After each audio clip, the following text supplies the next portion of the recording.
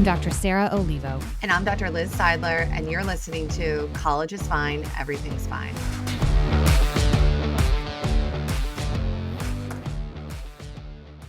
Okay, Sarah, I'm really excited today. This is another time I have some clients that I work with that know that I have a podcast, and they tend to share articles with me, things that they think I would be interested in. And I struck gold again, and shout out to my client, you know who you are, where they shared this New York Times article about social media, particularly people who have high followings on TikTok that have mental health content. So I read the article, stumbled across Dr. Patrice Berry, and reached out to her, and she graciously agreed to kind of come on and talk to us today about some topics. So hello. Would love for you to introduce yourself, Patrice. So glad to be here. I am Dr. Patrice Berry, licensed clinical psychologist. I have a practice in Virginia, and I specialize in working with children, teens, and adults that have histories of trauma and have just really been through a lot. I'm so happy when I meet people who are helping children who've been through trauma. I know, just as a quick, I know that's not easy work, and so I feel really grateful for you. I'll stop there. I could probably gush on, but we only have 30 minutes. I'd take up the whole time. You're wearing also a lot of different hats, being a psychologist for a really long time, but I hope we can get into some of the other hats. One of the things I thought we could start with, Dr. Berry, is that I had purchased your book in preparation for the interview today, and I was reading the foreword of your book, and I believe your mother wrote the foreword. Am I correct there? Okay. Yes. And there was a quote at the end of the foreword that I really loved, and she quoted Napoleon Hill. And I'm just going to read the quote for the listeners, and then I'll kind of ask my question. But the quote is that every adversity, every failure, and every heartache carries with it the seed of an equal or greater benefit. And, you know, the young adults in my offices continually tell us that the present moment that we live in is too much to handle in terms of today's climate. Yeah. Politically, socially, culturally, geologically, right? So what are some of your thoughts or tips for college students regarding managing stress in today's world? And really, my truth is that book came out of a really, really dark place. It could have been a dark place that turned into an amazing opportunity. So I would have never left my salary job if I didn't have to. So during COVID, schools closed, and I had two choices. And I think sometimes when a crisis happens, we can feel stuck, like we don't have options. And what I had to do is I had to use all the skills that I teach my clients. So therapists, like we have to do the same things. And I had to take a step back and ground myself and really realize, wait a minute, this could be an opportunity. And really, that's when I launched my practice. It's really funny because a client's the one that told me about TikTok because I thought I was too old to be on TikTok. So I've been practicing. We're not? Yeah, what? Like who would want to hear what? And it's social media has been this whole other thing. And what happened was I used to train staff. I used to run a school-based counseling program. I loved working and doing those things. And now I'm in private practice, and social media is a way for me to connect and engage with other people in a way that I wouldn't be able to do if I was just doing my solo practice. Right. I think we had that shared mission. We were saying, you know, we have to all go outside of our comfort zones if we're going to reach people who aren't necessarily hopping right into our office with, you know, the time and money and awareness that requires. Someone said this to me the other day, and I have not had a chance to look it up. So if you made this quote up, I'm sorry. I'm going to tell it without referencing you, but I just loved it. That experience is a really bad teacher. It gives you the test first and the lesson later. And so I realized what you were just you had a lesson that you had to learn after you had the big test. And I think I think a lot of times that's what our young adults or college students are having to go through. Yes. They're getting the test first. So, what are some of the tests you've seen or you've heard from in your work through TikTok where you've reached people who maybe can't be in your office? What are some of the tests they're getting before the lesson? What happens a lot in my practice is when people are coming in, they're feeling weak. They're feeling like they don't have a future. Like they're coming in hopeless and they're really looking for additional skills and hope. And what I found is I see that moment as their strength and really redefining what does it mean to be strong. I tell my clients, I jokingly tell them that I get paid more when they cry because I would rather them cry with me than cry by themselves. And I don't like I get paid the same amount because so often I'll see people trying to hold it back, not wanting to fall apart. And it's like, no, like please do that here. Like I can handle it. I want to hold space for that. I want to be able to support you through this because one of the worst things to do is to be going through all of this and feel like there's something wrong with you. And I think there's really so much power. And what I love about TikTok is that people were real. So I'm not a big fan of Instagram. I'm there. I do stuff every now and then, but it really felt faker to like TikTok. A lot of my videos, I'm in my pajamas. Like I'm in my like zip up onesie Christmas pajamas year round. And I was able to show up as my authentic self. And as a therapist, so the way I was trained is not the way that I practice now. So I was trained to be like, oh, you know, if a client asks you how old you are, redirect. Oh, so like, why is that important to you? It's like, no, like I'm 41. Like that's not a big deal. Like, and that it's okay for me to appropriately share because I don't want to cross boundaries, but there are things that I can do that can help us connect in session. I'm open with my clients about my own journey in therapy. I think every good therapist has to have like a good therapist and really just sharing like I'm not telling you something that I don't do myself. Or if I do, because like sleep hygiene, yeah, I'm totally on my phone right up until bed. Like I will tell you the ones that I'm not great at, but research says it helps. I mean, I think Sarah and I know that like accessing an audience, particularly a young audience, there really is a value of admitting your fallibility and using self-disclosure appropriately. When thinking about what I'd like to ask you next, you know, part of, I feel like a lot of my work is like helping clients borrow hope and faith from me, right? When they're encountering stressful life events and unfortunate circumstances. And I have some things that I think I'm doing to promote emotional resiliency in my clients, but I know this is a topic that you have expertise on and have written. And so when we think about, and even the word resiliency and like what that actually means, what are some thoughts about like where in your own work and the research you've done around what helps people be more resilient? So in the midst of a crisis, when things are going on, what stands out is the bad. We focus because our brains are wired to survive. And if a bear is chasing me, I don't need to pay attention to the flowers. But what can happen is that we can feel as though the bear is chasing us, but I might actually be safe. And so really developing felt safety. I don't watch a ton of news because the news since 9/11, our news has went into this cycle of just doom and gloom. But the sad thing is it makes people watch, like hearing the bad, like hearing, oh my gosh, what's happening? Well, that's how they make the money. They really do. Like the advertisers, like, or, you know, I think about on the local news, sometimes they'll start with, oh, you know, there's someone on the loose. And then you find out it's 8 states away or something. And so I just think that being mindful of what I'm watching, how is it making me feel? And if it's making me feel worse, then I want to stop.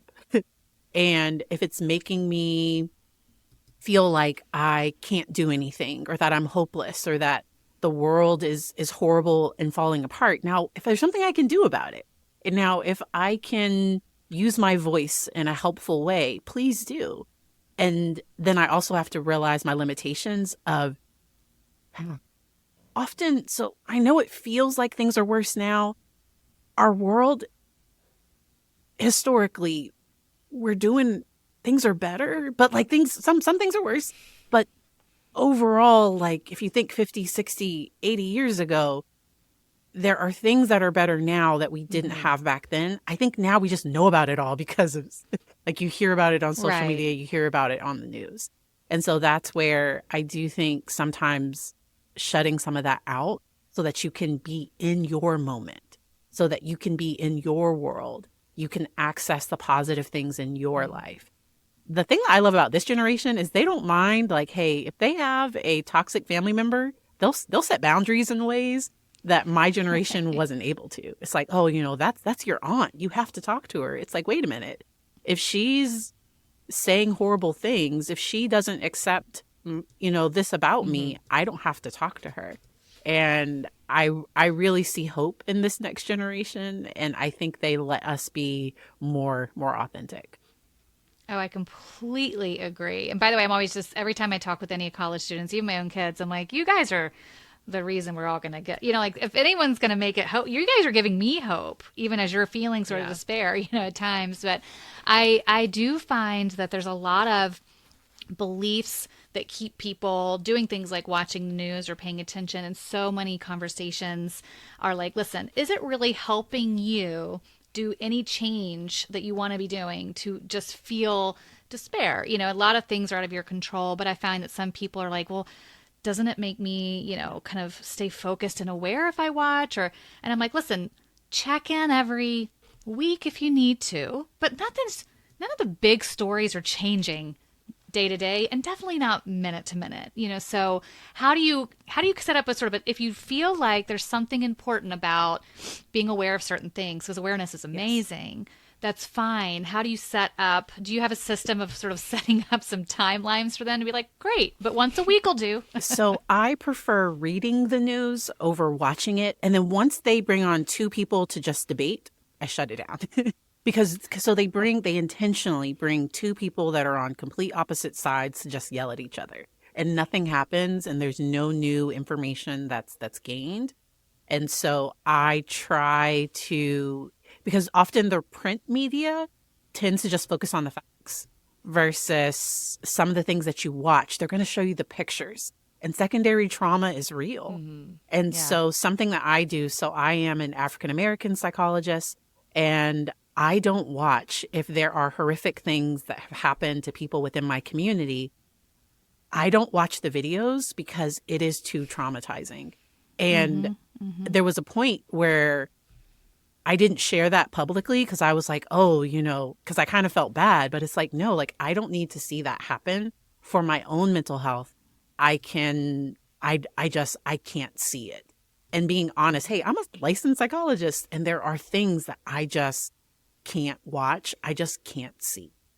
Yeah, giving yourself that permission gives them, I think, other people that permission, just to say, this isn't something where, I'm walking the walk here too. I do want to say secondary trauma, for people listening who might not know what that means, essentially is like when you're experiencing your own trauma based on a trauma that's happened to someone else. I do think that, like, you bringing this up, Dr. Barry, in terms of when our mindset is in a certain kind of mood state, we kind of are really hypervigilant and like filter and like want to kind of consume that kind of content and get stuck in it. And to like go back to the question about resiliency, it seems like that you have an opportunity to choose where to focus your attention.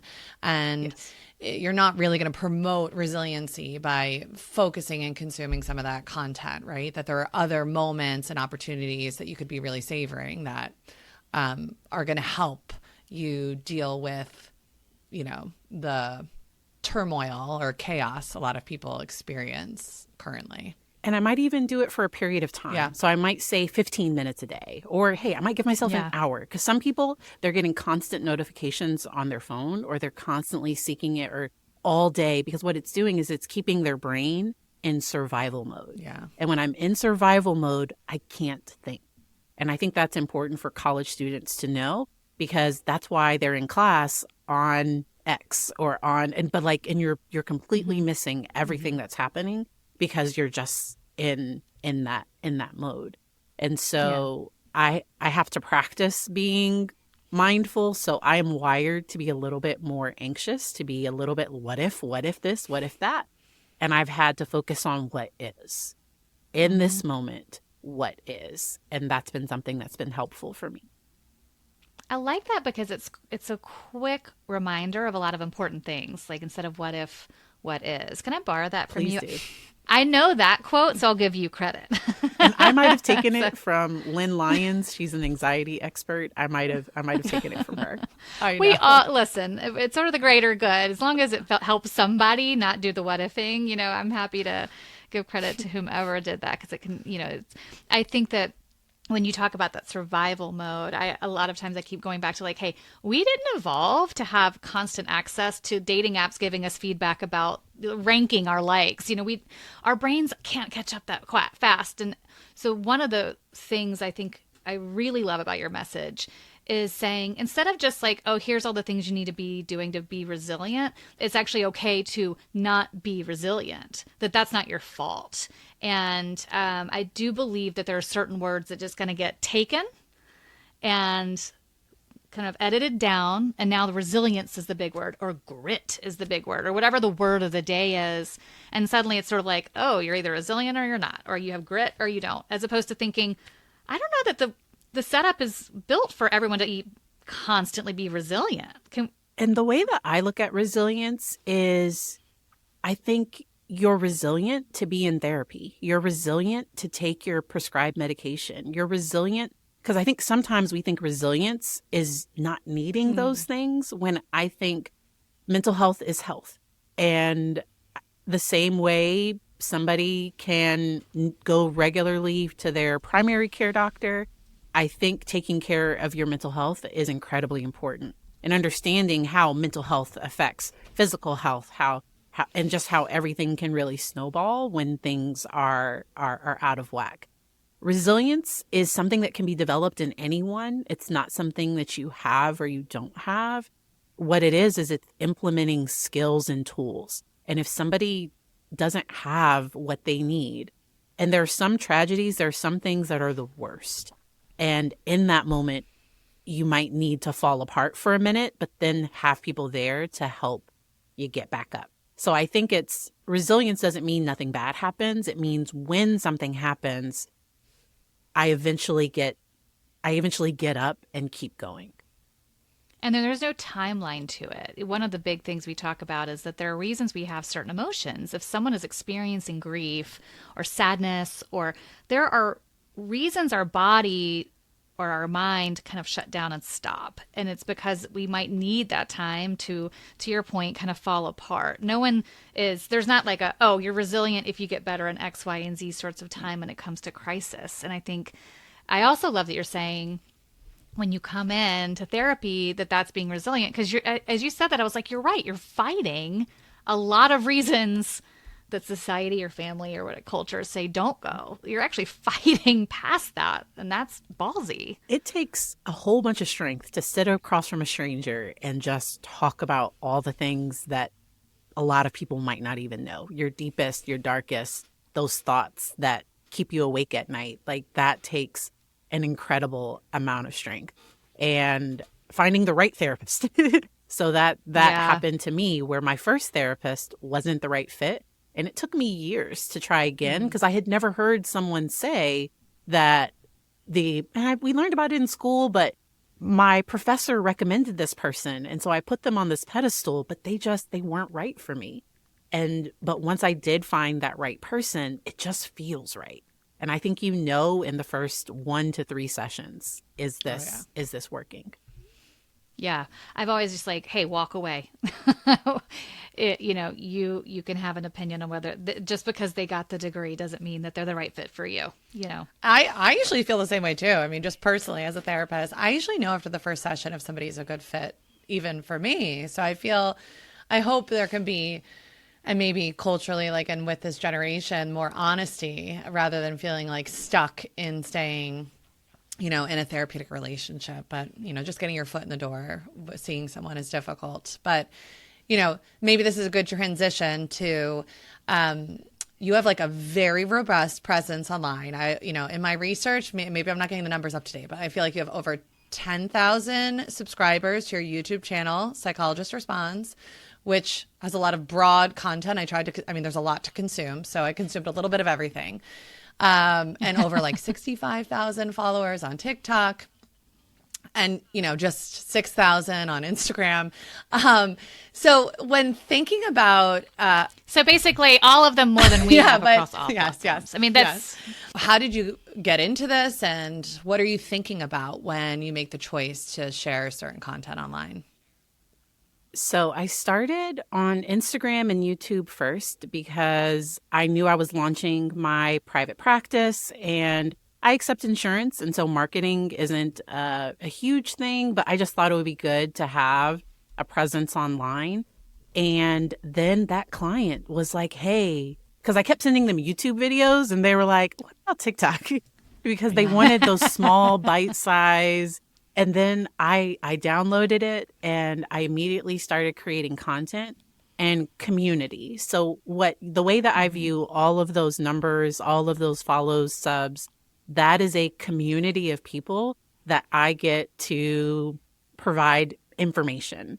And I turn away probably 5 to 10 people a week that want to work with me for therapy and can't because I don't have, I have a solo practice. And so this was a way for me to just reach people that I could never see in my private practice. And I really, because there's some misinformation online. And so I wanted to be able to be a resource that could provide accurate education on those platforms. And the YouTube one is funny because I do like court reactions now, which is, it wasn't what I thought was going to happen, but like that's what it, because I wanted it to be psychoeducation and then the court stuff. So I'm just going where the algorithm takes me. But protecting your mental health online, like that's my other passion. Because as a creator, I get the worst comments. Like people are mean. And it's like, don't you know that commenting like that, the algorithm's going to send you more of my stuff. Like, if you really did like it that bad, like at least be mean and smart. But if you're going to be mean and just ineffective, like one time, so I have curly hair, and somebody commented, "I love your straight hair," and it's just like, why would you? And I just delete. Yeah. But so I don't react angrily to any of those things because it's just. I have a group of creator friends that I'm able to like vent to when I need to, but just being able to provide that safe space because lots of people don't have that, and just answering general questions, that's something that I've found to be helpful. When you said there's a lot of misinformation online, one of the questions we really wanted to glean from you is that you're so right, and why I feel really grateful that you're putting yourself out there and kind of tolerating the comments. Ultimately, that's probably why a lot of therapists aren't doing it.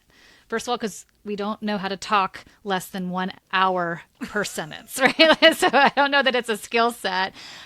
Also, it does open you up to more. So I love that there are people out there trying to give the correct information.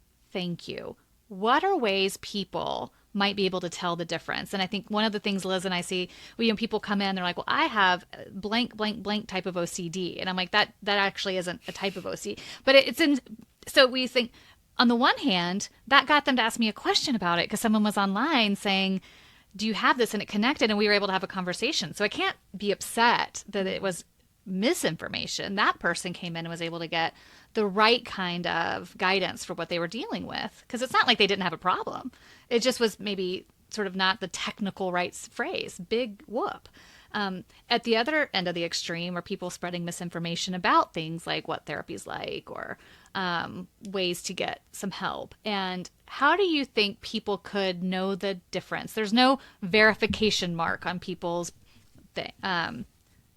there's no verification mark on people's profiles. So any tips? YouTube actually does. So I'm a verified mental health professional on YouTube, but the other platforms do not check someone's credentials. And people have gotten in trouble because where people have figured out that somebody wasn't actually licensed or that the information they were sharing was not accurate. And for me, I think sometimes as a licensed person, I'm careful to not say, oh, if you have trouble paying attention, that means you have ADHD. because trouble Right. paying attention could be anxiety, it could be depression, it could be a lot of different things. And so sometimes those very general videos, I appreciate when clients say, hey, this resonated with me. What do you think? I do tell them if they're going to go get an evaluation, don't say like, I looked up on TikTok, I think I have autism, because the you will make the person, like the people get mad about that. Because I do consume and do so much social media, I don't mind it personally, but that's the talk of the therapist's Facebook groups. And so I think being able to help clients share resources. So I love it when a client brings something into therapy and is like, hey, this really resonated with me. And I've learned things. So I learned about spoon theory. I didn't learn about that in school. I learned about, I've learned so much personally on the apps that I do see a benefit, but then I also do see very generic and vague information that applies to a whole bunch of stuff that somebody attaches a specific diagnosis to. I think that can be problematic.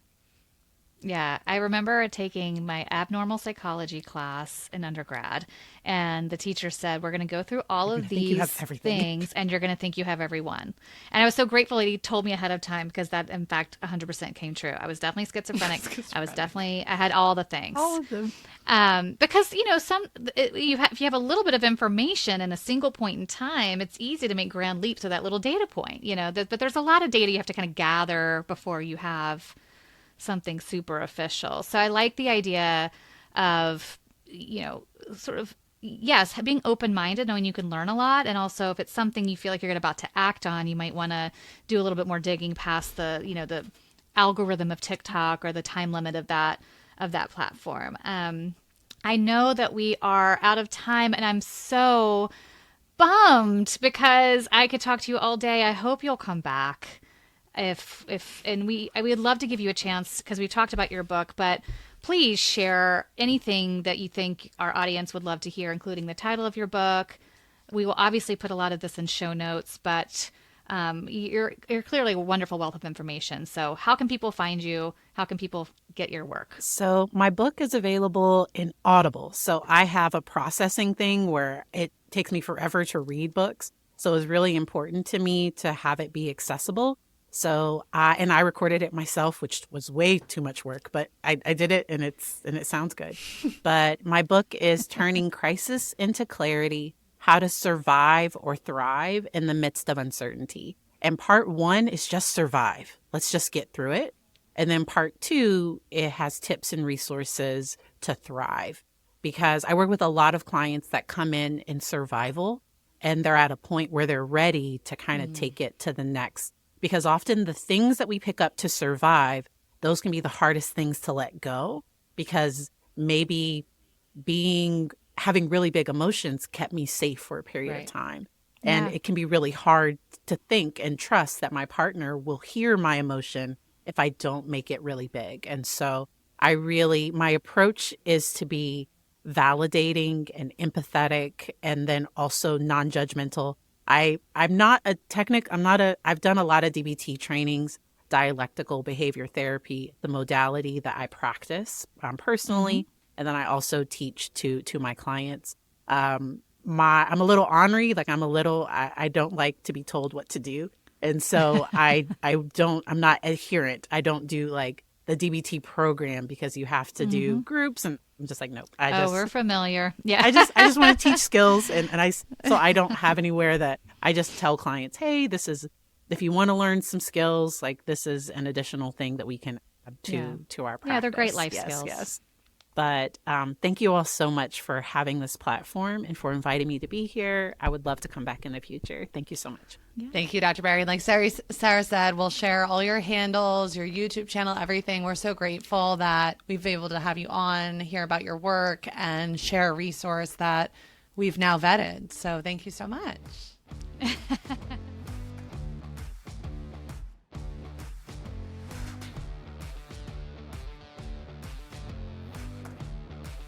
Thank you to our guests for sharing their stories and their advice. This podcast is for college students, and we want input by college students, so please reach out by text, email, or voice memo to collegesfinepodcast@gmail.com or 929-500-2231. Tell us your story, give us tips on topics you'd like to hear, or give us feedback about an episode. Follow us on TikTok and Instagram at Colleges Fine Podcast for episode announcements and resources. And last but not least, if you enjoyed today's episode, please subscribe to the podcast. Every hit of that plus button helps us keep going.